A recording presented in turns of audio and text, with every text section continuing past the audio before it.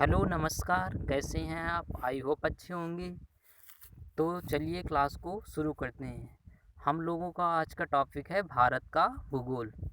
तो चलिए देखते हैं फर्स्ट पॉइंट में क्या लिखा हुआ है। फर्स्ट पॉइंट में लिखा हुआ है, देखिए लिखा हुआ है भारत का कुल क्षेत्रफल 32,87,263 वर्ग किलोमीटर है। तो आपसे पूछा जाएगा कि भारत का क्षेत्रफल कितना है। तो भारत का क्षेत्रफल 32,87,263 वर्ग किलोमीटर है, जो संसार के समस्त क्षेत्रफल के स्थलीय भाग का लगभग 2.4% है। तो जो मतलब कि समस्त संसार के क्षेत्रफल का कितना है, 2.4% है। ये दो पॉइंट क्लियर हो गए। नेक्स्ट पॉइंट देखेंगे, भारत में संपूर्ण विश्व की 17.5% जनसंख्या निवास करती है। तो आपसे पूछा जाएगा कि भारत में संपूर्ण विश्व की कितनी परसेंट जनसंख्या निवास करती है। तो हमारा आंसर आ जाएगा 17.5% जनसंख्या निवास करती है। नेक्स्ट पॉइंट देखेंगे, भारत के मुख्य भूमि का विस्तार उत्तर से दक्षिण तक 3214 किलोमीटर है। अगर हम लोग देखें कि भारत के मुख्य भूमि का विस्तार उत्तर से दक्षिण दिशा में कितना है, तो 3214 किलोमीटर। और फिर देखेंगे तथा पूर्व से पश्चिम तक अगर देखेंगे तो 2933 किलोमीटर है। अगर उत्तर से दक्षिण में पूछा जाएगा तो 3214 किलोमीटर हो जाएगा, और अगर पूर्व से पश्चिम की दिशा में पूछा जाएगा तो 2933 किलोमीटर हो जाएगा। फिर देखेंगे आगे नेक्स्ट पॉइंट देखेंगे। नेक्स्ट पॉइंट लिखा हुआ है आपका, करें अक्षांशीय विस्तार। अब हम लोग देखने जा रहे हैं अक्षांशीय विस्तार। तो थोड़ा सा हम देख लेते हैं। ये मान लीजिए पृथ्वी है, ये मान लीजिए क्या है, पृथ्वी। ये जो बीचों बीच से होके जाती है इसे बोलते हैं भूमध्य रेखा। इसे क्या बोलते हैं हम लोग, भूमध्य रेखा बोलते हैं। क्या बोलते हैं, भूमध्य रेखा बोलते हैं। इसे 0 डिग्री भी बोलते हैं। क्या बोलते हैं, 0 डिग्री अक्षांश। और 0 डिग्री अक्षांश को हम लोग क्या बोलते हैं, विषुवत रेखा भी बोलते हैं। इसे क्या बोलते हैं, विषुवत रेखा। अगर हम लोग उत्तर दिशा में 23.5 डिग्री ऊपर जाएंगे, कितना, 23.5 डिग्री अगर ऊपर जाएंगे तो हमें क्या मिलेगी, कर्क रेखा मिलेगी। क्या मिलेगी, कर्क रेखा मिलेगी।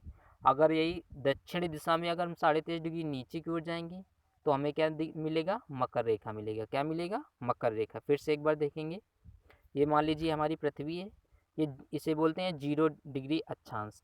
इससे क्या बोलेंगे, विषुवत रेखा बोलते हैं। क्या बोलते हैं, विषुवत रेखा। और इसे ही क्या बोलते हैं हम लोग, भूमध्य रेखा बोलते हैं। अगर हम लोग 23.5 डिग्री ऊपर की ओर जाएंगे तो क्या मिलेगा, हमें कर्क रेखा मिलेगी। क्या मिलेगी, कर्क रेखा मिलेगी। अगर 23.5 डिग्री अगर हम लोग नीचे की ओर जाते हैं तो क्या मिलेगी, मकर रेखा मिलेगी।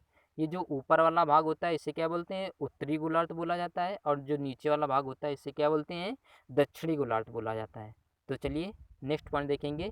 लिखा हुआ है, भूपृष्ठ पर विषुवत रेखा से उत्तर या दक्षिण दिशा में स्थित किसी भी बिंदु की पृथ्वी की केंद्र से मापी गई कोणीय दूरी को अक्षांश कहा जाता है। कह रहा है भूपृष्ठ पर विषुवत रेखा से उत्तर या दक्षिण, ये मान लीजिए पृथ्वी है, ये क्या है, हमारी विषुवत रेखा है। तो लिखा हुआ है, विषुवत रेखा से उत्तर या किसी भी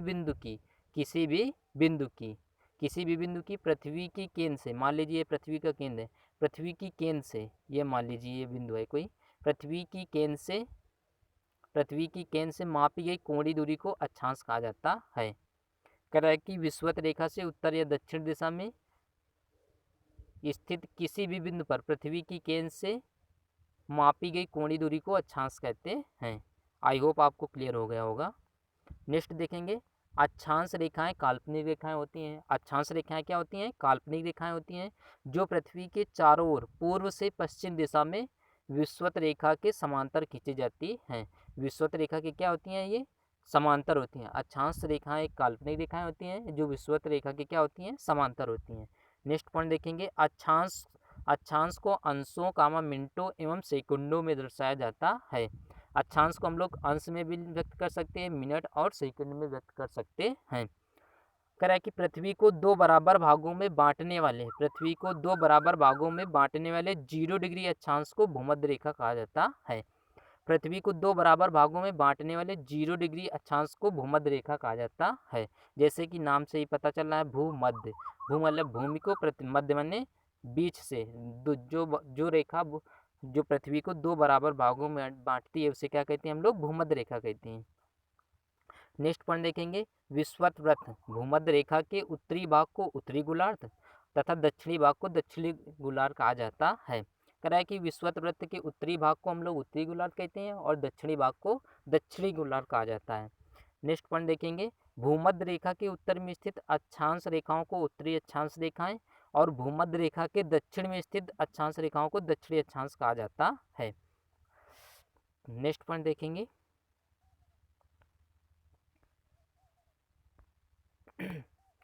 कल लिखा हुआ है, यदि अक्षांश रेखाओं को 1 डिग्री के अंतराल पर खींचा जाए, यदि अक्षांश रेखाओं को 1 डिग्री के अंतराल पर खींचा जाए तो उत्तरी गोलार्ध में 89 अक्षांश रेखाएं तथा दक्षिणी गोलार्ध में 89 अक्षांश रेखाएं होती हैं।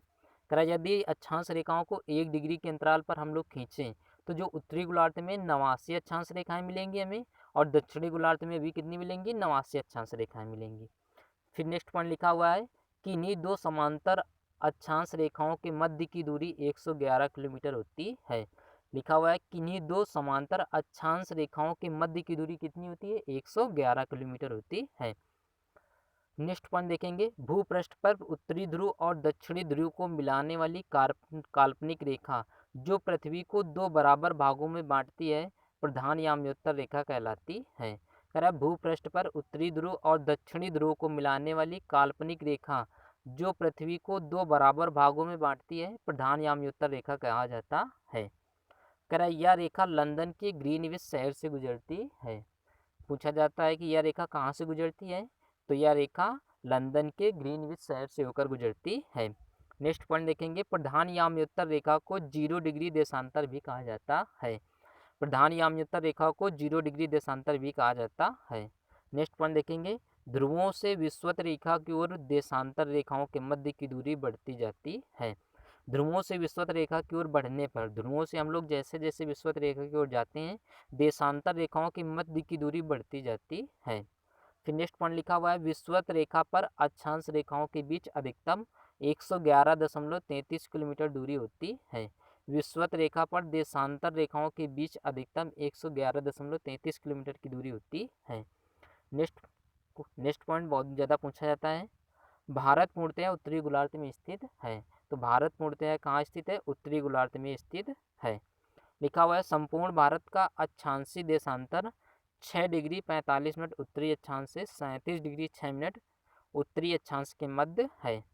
फिर लिखा हुआ है, उष्ण कटिबंध क्षेत्र का विस्तार 23 डिग्री 30 मिनट उत्तरी और दक्षिणी अक्षांशों के मध्य है। कह रहा है अतः भारत का विस्तार उष्ण एवं उपोष्ण दोनों कटिबंधों में है। तो भारत का विस्तार कहाँ कहाँ है, उष्ण एवं उपोष्ण दोनों कटिबंधों में है।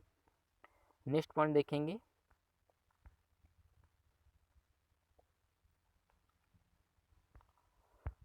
देखेंगे, भारत एवं कर्क रेखा। तो देखिए, विषुवत रेखा के उत्तर में, विषुवत रेखा के उत्तर में स्थित 23 डिग्री 30 मिनट उत्तरी अक्षांश को कर्क रेखा कहा जाता है। कह रहा है कि विषुवत रेखा के उत्तर में, विषुवत ये मान लीजिए पृथ्वी है और ये क्या है, हमारी विषुवत रेखा होती थी। तो विषुवत रेखा के उत्तर में 23.5 डिग्री, कितना 23.5 डिग्री। कह रहा है कि विषुवत रेखा के उत्तर में 23 डिग्री 30 मिनट, 23 डिग्री 30 मिनट उत्तरी अक्षांश को कर्क रेखा कहा जाता है। इसे क्या बोलते हैं हम लोग, कर्क रेखा बोलते हैं। क्या बोलते हैं, कर्क रेखा। अगर यही नहीं, अगर हम लोग नीचे दक्षिण की तरफ आएंगे 23.5 डिग्री तो क्या मिलेगी हमें, मकर रेखा मिलेगी। तो क्या लिखा हुआ है हमारा, कह रहा है कि विषुवत रेखा के उत्तर में स्थित 23 डिग्री 30 मिनट उत्तरी अक्षांश को कर्क रेखा कहा जाता है। फिर नेक्स्ट पॉइंट लिखा हुआ है, कर्क रेखा भारत के लगभग मध्य से होकर गुजरती है। कर्क रेखा भारत के मध्य से होकर गुजरती है। नेक्स्ट पॉइंट, कर्क रेखा भारत के कुल 8 राज्यों से होकर गुजरती है। पूछा जाता है, क्वेश्चन पूछा जाएगा आपसे कि कर्क रेखा भारत के कितने राज्यों से होकर गुजरती है, तो कर्क रेखा भारत के कितने, 8 राज्यों से होकर गुजरती है। तो देख लेते हैं वो कौन कौन से राज्य हैं। फर्स्ट नंबर पे आ जाएगा गुजरात, आ जाएगा। कौन सा आ जाएगा, गुजरात। फिर कौन सा आ जाएगा, राजस्थान। फिर मध्य प्रदेश, फिर छत्तीसगढ़, फिर झारखंड, फिर पश्चिम बंगाल, फिर त्रिपुरा, फिर मिजोरम। तो ये कुल कितने राज्य हैं, 8 राज्य। कुल 8 राज्य हैं जिनसे हमारी कर्क रेखा गुजरती है। तो अगर इसको हम लोग ट्रिक से अगर याद करना चाहें तो एक ट्रिक होती है, मित्र पर गमछा झार, मित्र पर गमछा, गमछा झार, मित्र पर गमछा झार। तो मी से क्या हो जाएगा, मिजोरम हो जाएगा। ता से क्या आ जाएगा, त्रिपुरा आ जाएगा। और पा से आ जाएगा पश्चिम बंगाल। रा से आ जाएगा राजस्थान। और ग से क्या हो जाएगा, गुजरात आ जाएगा। मा से क्या आ जाएगा, मध्य प्रदेश आ जाएगा। और छ से आ जाएगा छत्तीसगढ़ हो जाएगा। और झा से हो जाएगा झारखंड। तो ये टोटल कितने राज्य हो जाएंगे, 8 राज्य हो जाएंगे। फिर से एक बार देख लेते हैं ट्रिक को। मित्र पर गमछा झार, मित्र पर गमछा गमछा झार, मित्र पर गमछा झार। ये ट्रिक होती है। कर्क रेखा भारत के कितने राज्यों से होकर गुजरती है, तो 8। कौन कौन से, मिजोरम। ट्रा से हो जाएगा त्रिपुरा। पा से हो जाएगा पश्चिम बंगाल। और रा से हो जाएगा राजस्थान। गा से हो जाएगा गुजरात। मा से हो जाएगा मध्य प्रदेश। और छा से हो जाएगा हमारा छत्तीसगढ़। और झा से हो जाएगा झारखंड हो जाएगा। तो ये टोटल कितने राज्य हैं, 8 राज्य हैं। नेक्स्ट देखते हैं, लिखा हुआ है पॉइंट, सूर्य के उत्तरायण भूमध्य रेखा के उत्तर होने के बाद से ही उत्तरी गोलार्ध में दिनों की अवधि बढ़ती जाती है। फिर लिखा हुआ है नेक्स्ट पॉइंट, नेक्स्ट पॉइंट देखेंगे। नेक्स्ट पॉइंट लिखा हुआ है, 21 जून को सूर्य उत्तरायण स्थित के सर्वोच्च बिंदु पर होता है। 21 जून को सूर्य उत्तरायण स्थित के सर्वोच्च बिंदु पर होता है। जून माह में कर्क रेखा के उत्तर जाने पर दिनों की अवधि बढ़ने लगती है। जून माह में कर्क रेखा के उत्तर जाने पर दिनों की अवधि क्या होती है, बढ़ने लगती है। अब देखेंगे मानक समय। क्या देखेंगे, मानक समय। कह रहा है भारत का प्रमाणिक माध्याह्न रेखा, भारत की प्रमाणिक माध्याह्न रेखा अथवा भारतीय मानक समय, भारतीय मानक समय 82 डिग्री 32 मिनट पूर्वी देशांतर से लिया जाता है। भारत का मानक समय कहाँ से लिया जाता है, तो बस 82 डिग्री 32 मिनट पूर्वी देशांतर से लिया जाता है। नेक्स्ट पॉइंट देखेंगे, यह देशांतर रेखा इलाहाबाद, वर्तमान में प्रयागराज, इलाहाबाद का वर्तमान नाम क्या है, प्रयागराज, मिर्जापुर आदि से होकर गुजरती है। ये जो हमारी मानक समय रेखा होती है, ये इलाहाबाद के मिर्जापुर नामक मिर्जापुर से होकर गुजरती है। कह रहा है भारतीय मानक समय ग्रीनविच माध्य से 5 घंटे 30 मिनट आगे है। जो हमारा भारतीय मानक समय है, ये ग्रीनविच मीन टाइम जो जो लंदन से होकर गुजर रही थी, उससे कितना आगे है, 5.5 घंटे आगे है। जो हमारी मानक समय रेखा होती है, कहाँ कहाँ से होकर गुजरती है, इलाहाबाद, इलाहाबाद के बाद में आ जाएगा मध्य प्रदेश आ जाएगा, मध्य प्रदेश के बाद में आ जाएगा हमारा छत्तीसगढ़, छत्तीसगढ़ के बाद में आ जाएगा उड़ीसा, और उड़ीसा के बाद में आंध्र प्रदेश। तो हमारी मानक समय रेखा कुल कितने राज्यों से होकर गुजरती है, 5। कौन कौन से, यूपी हो जाएगा आपका, एमपी हो जाएगा, और एमपी के बाद में आ जाएगा आपका छत्तीसगढ़ आ जाएगा। क्या आ जाएगा, छत्तीसगढ़ आ जाएगा। फिर आ जाएगा उड़ीसा आ जाएगा, क्या आ जाएगा, उड़ीसा आ जाएगा। और उड़ीसा के बाद में कौन सा आ जाएगा, आंध्र प्रदेश। तो हमारी मानक समय रेखा कितने राज्यों से होकर गुजरती है, तो 5, उत्तर प्रदेश, मध्य प्रदेश, छत्तीसगढ़, उड़ीसा और आंध्र प्रदेश। और कर्क रेखा भारत के कितने राज्यों से होकर गुजर रही थी, तो 8। नेक्स्ट पॉइंट देखेंगे, नेक्स्ट पॉइंट लिखा हुआ है, यही लिखा हुआ है, भारतीय मानक समय रेखा याम्योत्तर रेखा, भारतीय मानक समय की याम्योत्तर रेखा उत्तर प्रदेश, मध्य प्रदेश, छत्तीसगढ़, उड़ीसा, आंध्र प्रदेश, 5 प्रदेश से होकर गुजरती है। नेक्स्ट पॉइंट लिखा हुआ है, प्रधान याम्योत्तर रेखा की पूर्व एवं पश्चिम दोनों ओर 180 डिग्री तक देशांतर रेखाएं होती हैं, और कुल मिलाकर 360 डिग्री देशांतर रेखाएं होती हैं।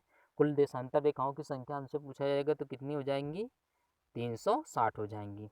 नेक्स्ट पॉइंट लिखा हुआ है, सभी देशांतर रेखाएं पृथ्वी को बराबर भागों में विभाजित करती हैं। कह रहा है सभी देशांतर रेखाएं पृथ्वी को बराबर भागों में विभाजित करती हैं, इसलिए इन सभी को महान वृत्त कहा जाता है। तो इसलिए इन्हें हम क्या कहते हैं, महान वृत्त कहते हैं। नेक्स्ट पॉइंट लिखा हुआ है, ग्रीनविच या प्रधान याम्योत्तर रेखा के पूर्व में स्थित 180 डिग्री तक सभी देशांतर रेखाओं को पूर्वी देशांतर, और पश्चिम की ओर स्थित 180 डिग्री तक सभी देशांतर को पश्चिमी देशांतर कहा जाता है। नेक्स्ट पॉइंट देखेंगे, नेक्स्ट पॉइंट लिखा हुआ है हमारा, पृथ्वी 24 घंटे में 360 डिग्री घूम जाती है। 24 घंटे में कितनी घूम जाती है, 360। 24 घंटे में 360 डिग्री घूम जाती है, तो 12 से अगर हम काट देंगे तो क्या आ जाएगा, 12 दूनी 24, और 12 तियाँ क्या आ जाएगा 36। तो अगर 1 घंटे में निकालेंगे तो कितना आ जाएगा 15 मिनट आ जाएगा। 1 घंटे में 15 डिग्री आ जाएगा। और 1 घंटे में कितने मिनट होते हैं 60 मिनट होते हैं। तो 60 मिनट बराबर कितना आ जाएगा 15 डिग्री आ जाएगा। तो अगर हम 15 से काटते हैं तो 15 एक कम 15, 15 चौक को 60। तो एक डिग्री आ जाएगा। एक देशांतर पार करने में कितना लगता है समय में 4 मिनट का समय लगता है। तो यही लिखा हुआ है पृथ्वी 24 घंटे में 360 डिग्री तक घूम जाती है और तथा कुल देशांतर रेखाओं की संख्या भी 360 होती है। करें अतः एक डिग्री देशांतर घूमने में पृथ्वी को 4 मिनट का समय लगता है। तो आपसे क्वेश्चन पूछा जाता है कि 1 डिग्री देशांतर घूमने में पृथ्वी को कितना समय लगता है, तो कितना आ जाएगा हमारा आंसर 4 मिनट लगता है। एक देशांतर पार करने में कितना लगता है 4 मिनट लगता है। करें सूर्य पूर्व में उदित होता है एवं पृथ्वी पश्चिम से पूर्व अपनी धुरी पर घूम रही है। पृथ्वी कहाँ कैसे घूमती है, पश्चिम से पूर्व की ओर घूमती है। अतः 0 डिग्री से पूर्व की ओर जाने पर समय जीएमटी से आगे और पश्चिम की ओर जाने पर जीएमटी से पीछे रहता है। तो यही लिखा हुआ है कि अतः 0 डिग्री से पूर्व की ओर जाने पर समय जीएमटी से क्या होता है आगे होता है और पश्चिम की ओर जाने पर समय जीएमटी से क्या होता है हमारा पीछे होता है। नेक्स्ट पॉइंट लिखा हुआ है 0 डिग्री से 180 डिग्री पूर्व की ओर जाने पर 12 घंटे की अवधि लगती है एवं ग्रीनविच समय से 12 घंटे आगे रहता है। फिर नेक्स्ट पॉइंट लिखा हुआ है आपका 180 डिग्री पूर्व एवं 180 डिग्री पश्चिमी देशांतर में कुल 24 घंटे अर्थात दिन रात का अंतर पाया जाता है।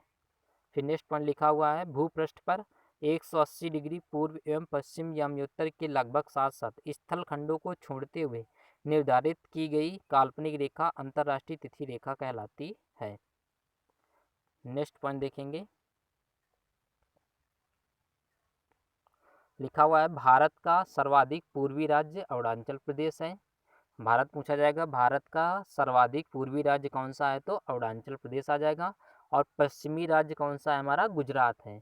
और उत्तरी राज्य कौन सा है हिमाचल प्रदेश है। और दक्षिणी राज्य कौन सा है तमिलनाडु। पूर्वी राज्य कौन सा है अरुणाचल प्रदेश है। और अगर पश्चिमी राज्य पूछा जाएगा तो क्या आ जाएगा गुजरात आ जाएगा।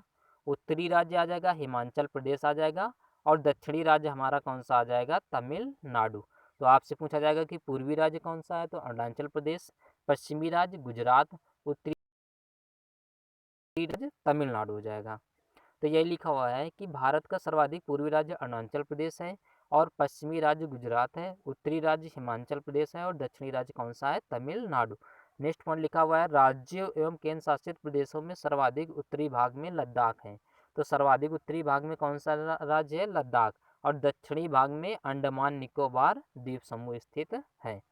नेक्स्ट पॉइंट लिखा हुआ है सुदूरस्थ दक्षिणी बिंदु इंदिरा पॉइंट है। अगर पूछा जाएगा आपसे कि दक्षिणी बिंदु कौन सा है, तो कौन सा है इंदिरा पॉइंट। ये कहाँ पे स्थित है ग्रेट निकोबार अथवा बड़ा निकोबार द्वीप में स्थित है। इसे आप अच्छे से याद करेंगे कि दक्षिणी बिंदु पूछा जाएगा तो क्या बताएंगे इंदिरा पॉइंट। ये कहाँ स्थित है, तो ग्रेट निकोबार में स्थित है। ग्रेट को या तो क्या आ जाएगा बड़ा निकोबार में द्वीप में स्थित है। एवं भारत का मुख्य भूमि पर दक्षिणतम बिंदु अगर पूछा जाएगा भारत की मुख्य भूमि का दक्षिणतम बिंदु कौन सा है, तो कन्याकुमारी आ जाएगा। क्या आ जाएगा कन्याकुमारी। और कन्याकुमारी कहाँ स्थित है तमिलनाडु में। तो 2 पॉइंट हम याद करेंगे। नंबर फर्स्ट में अगर आपसे पूछा जाएगा कि दक्षिणी बिंदु कौन सा है, तो इंदिरा पॉइंट बताएंगे। ये कहाँ पे स्थित है ग्रेट निकोबार या बड़ा निकोबार द्वीप समूह में स्थित है। अगर पूछा जाएगा कि भारत की मुख्य भूमि का दक्षिणतम बिंदु, तो आप बताएंगे कन्याकुमारी है और ये कहाँ पे है तमिलनाडु में है। नेक्स्ट पॉइंट देखेंगे सुदूरतम उत्तरी बिंदु अगर पूछा जाएगा उत्तरी बिंदु कौन सा है, तो सियाचिन ग्लेशियर। सियाचिन ग्लेशियर के निकट इंदिरा कॉल इस समय प्रेजेंट टाइम में कहाँ पे पाया जाता है, ये लद्दाख। तो अगर पूछा जाएगा कि उत्तरी बिंदु बता दीजिए, तो सियाचिन ग्लेशियर के निकट इंदिरा कॉल। दक्षिणी अगर उत्तरी बिंदु पूछा जाएगा तो क्या बताएंगे इंदिरा कॉल। और ये इस समय प्रेजेंट टाइम में कहाँ पे पाया जाता है लद्दाख में। नेक्स्ट पॉइंट देखेंगे लिखा हुआ है तो अगर आपसे पूछा जाएगा कि पूर्वी बिंदु कौन सा है, तो पूर्वी बिंदु है किबीथू। किबीथू कहाँ पे है अरुणाचल प्रदेश में है। और पश्चिमी बिंदु अगर पूछा जाएगा तो गुहार मोती है और ये कहाँ पे पाया जाएगा गुजरात राज्य में। अगर पूछा जाएगा आपसे कि दक्षिणी बिंदु कौन सा है, तो दक्षिणी बिंदु कौन सा है इंदिरा पॉइंट और ये कहाँ पे है तमिलनाडु में स्थित है। और अगर पूछा जाएगा कि मुख्य भूमि का दक्षिणतम बिंदु तो कौन सा है कन्याकुमारी और ये कहाँ पे है तमिलनाडु में। अगर उत्तरी बिंदु पूछा जाएगा तो इंदिरा काल हो जाएगा और सियाचिन ग्लेशियर लद्दाख में स्थित है। तो पूर्वी बिंदु कौन सा है, किबिथु, और ये कहाँ पे है, अरुणाचल प्रदेश में। पश्चिमी बिंदु कौन सा है, गुहारमुती, और ये गुजरात राज्य में है। दक्षिणी बिंदु पूछा जाएगा तो इंदिरा पॉइंट, और ये कहाँ पे है, तमिलनाडु में है। उत्तरी बिंदु पूछा जाएगा तो इंदिरा कॉल हो जाएगा आंसर, और ये लद्दाख क्षेत्र में पाया जाता है। अगर पूछा जाएगा कि दक्षिणतम बिंदु बताइए, मुख्य भूमि का दक्षिणतम बिंदु, तो कन्याकुमारी, और ये कहाँ पे है, तमिलनाडु में स्थित है। तो ये नेक्स्ट पॉइंट देखेंगे, सुदूरतम पश्चिमी बिंदु कौन सा है, तो गुहारमोती, और ये कहाँ पे है, गुजरात राज्य में स्थित है। सुदूरस्थ पूर्वी बिंदु कौन सा है, किबीथु है, और ये कहाँ पे है, अरुणाचल प्रदेश में है। तमिलनाडु राज्य में अवस्थित कन्याकुमारी भारत का मुख्य भूमि पर स्थित दक्षिणतम बिंदु है। नेक्स्ट पॉइंट देखेंगे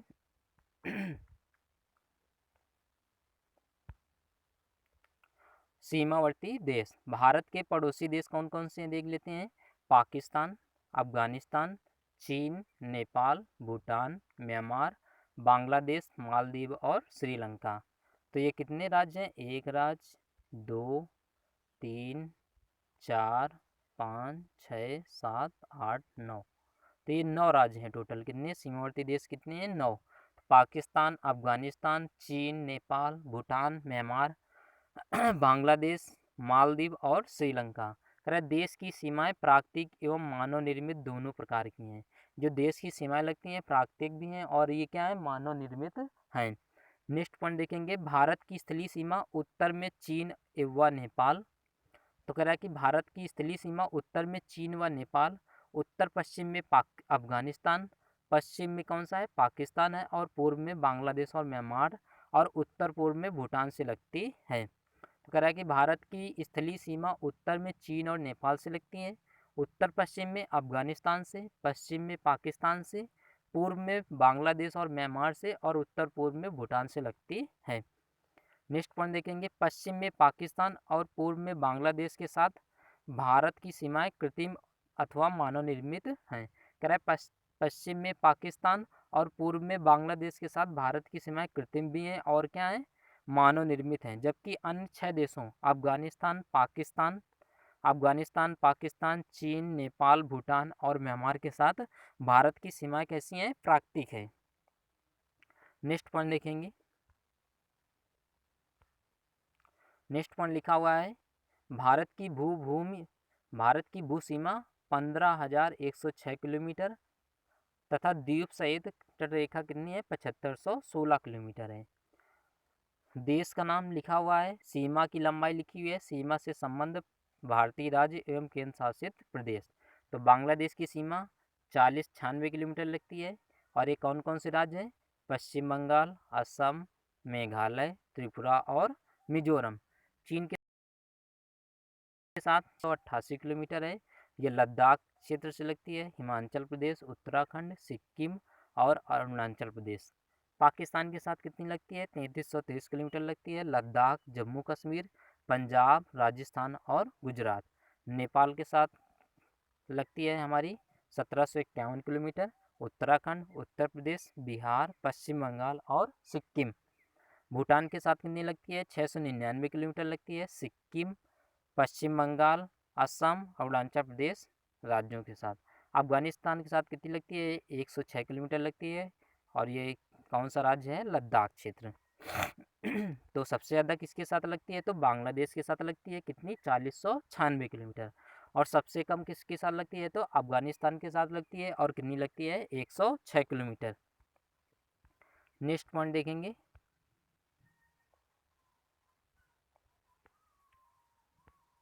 भारत की सबसे लंबी स्थलीय सीमा बांग्लादेश के साथ और सबसे छोटी स्थलीय सीमा अफगानिस्तान के साथ लगती है।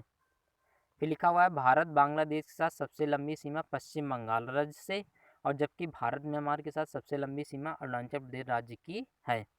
लिखा है, एक से अधिक देशों की सीमा को स्पर्श करने वाले राज्य, केंद्र शासित प्रदेश। तो एक तरफ लिखा हुआ है राज्य, केंद्र शासित प्रदेश और देश। तो लिख कह रहा है लद्दाख के साथ किसकी सीमा लगती है, कौन कौन से देश हैं वो, पाकिस्तान है, अफगानिस्तान है और चीन। उत्तराखंड के साथ चीन और नेपाल की सीमा लगती है। ऐसे पश्चिम बंगाल के साथ देखेंगे तो बांग्लादेश, नेपाल और भूटान। सिक्किम के साथ नेपाल, चीन और भूटान। असम के साथ बांग्लादेश और भूटान। अरुणाचल प्रदेश के साथ देखेंगे तो चीन और म्यांमार भूटान की सीमा लगती है। ऐसे मिजोरम के साथ देखेंगे तो बांग्लादेश और म्यांमार। नेक्स्ट पॉइंट देखेंगे,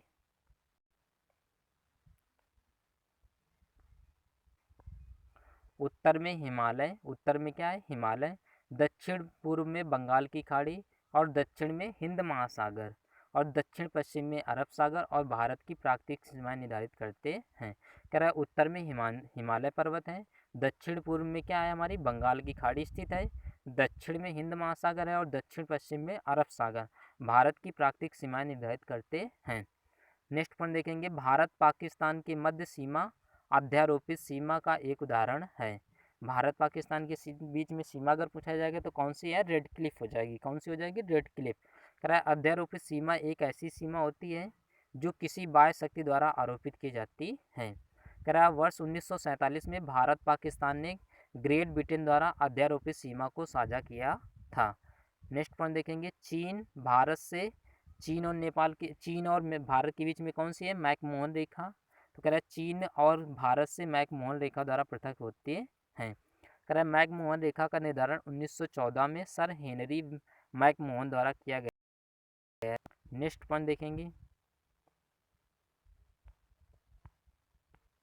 लिखा हुआ है अफगानिस्तान भारत से डूरंड रेखा द्वारा पृथक होता है। तो पूछा जाएगा कि अफगानिस्तान और भारत के बीच में कौन सी रेखा है, डूरंड रेखा है। इस सीमा का रेखा का निर्धारण वर्ष 1893 में ब्रिटिश कर्नल मॉर्टिमर डूरंड द्वारा अफगानों के साथ समझौते के माध्यम से किया गया था। कह रहा है कि समुद्र पार भारत का सर्वाधिक निकटतम देश श्रीलंका है, जो पाक जलडमरू मध्य द्वारा भारतीय मुख्य भूभाग तमिलनाडु से पृथक होता है। नेक्स्ट पॉइंट देखेंगे, यह बंगाल की खाड़ी को मन्नार की खाड़ी से जोड़ता है।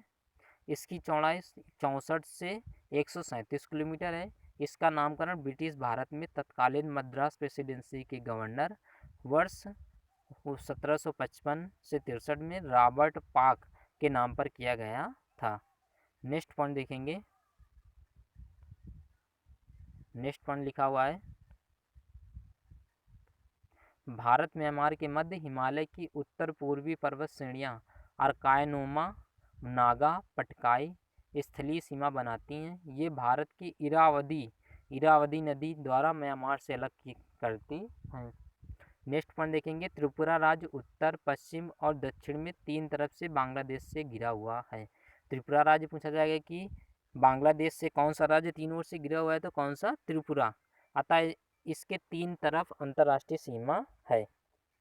नेक्स्ट पॉइंट देखेंगे, तो चलिए क्लास को यहीं पे एंड करते हैं। So thank you.